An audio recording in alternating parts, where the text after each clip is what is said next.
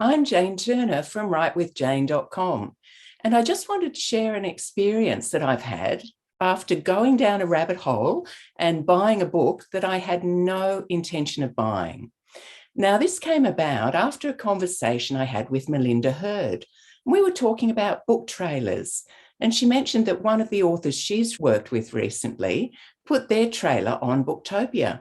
So I thought, I'm just going to go and check this out. So I typed the name of the book in, and here we are, The One-Day Refund. Take back time, spend it wisely. I love the title. Anyway, I'm scrolling down, and here we see, this is a great strategy too. It's a 3-book bundle. And just below that, we have a description of the book and the video. So we click on the video, and here's what we see. Could we manage our time and reduce our commitments by 15% so that over a 7-day period we could create more capacity that would in effect give us a 1-day refund? Carl Lewis, a 9-time Olympic gold medalist, was well known for being a slow starter but a strong finisher. And while other athletes were running full throttle down the track, screwing up their faces, using 100% or more of their energy and effort, Carl seemed to just cruise down the track. And it later became known that he actually was running the race at around 85% of his capacity. And what that gave him was the ability to react if he needed to, and gave him a little bit extra, so if he did have to surge at the end, he could. And so with a bit of poetic license, I've begun talking about the 15% rule, which is all about this same thing, that we're able to take 15% off our efforts so that we're not running at full throttle the whole time.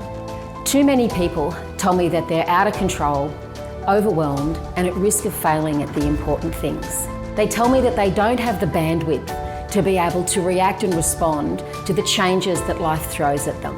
They're wanting to have more space, more thinking, breathing, living, and working space. And as leaders, managers, parents, and humans, we want to be able to have the capacity in our world to do the things that are important to us. Essentially, I'm a productivity expert and author, and what I'm passionate about is making work work. I help people move from chaos to control, from default to design, and to make best use of their most valuable time. We all know how frustrating and demoralising it can be when you get to the end of the day or week and feel exhausted.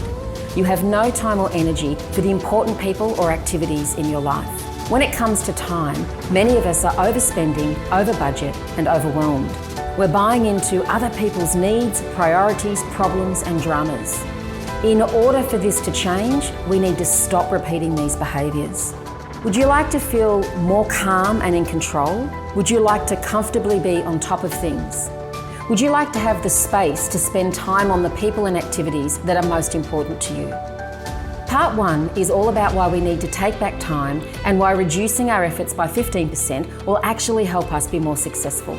Part 2 contains the tactics to help spend that refund wisely, to take advantage of opportunities, to think and make great decisions, and to respond positively and proactively to life conditions. This book provides a savings plan for you to be able to take back time so that you can spend it wisely on the people and activities that are important to you. I think it's a crime that so many people spend all day in meetings, then come home and eat dinner on the fly, and then spend the whole evening working through their emails or doing their real work. By following the processes in this book, you'll be able to take back your evenings so that you can spend it with the people on the activities that bring you joy.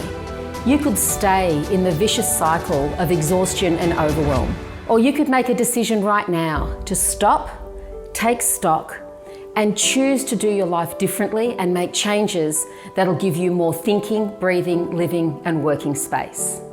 Trust me, your future self will thank you. Now, the thing is, I wasn't particularly interested in this book. I was curious about using the book trailer on Booktopia. But when I watched the footage, I thought, oh my God, this is a problem I have. I need this book. And I bought the book. But the moral of this story is I only bought the book because of the trailer. So think about trailers. And if you're going to make a trailer, you must connect with Melinda Hurd. I'll put her details on the slide at the end here. And if you haven't even written a book yet, but you would like to, reach out to me at jane@writewithjane.com.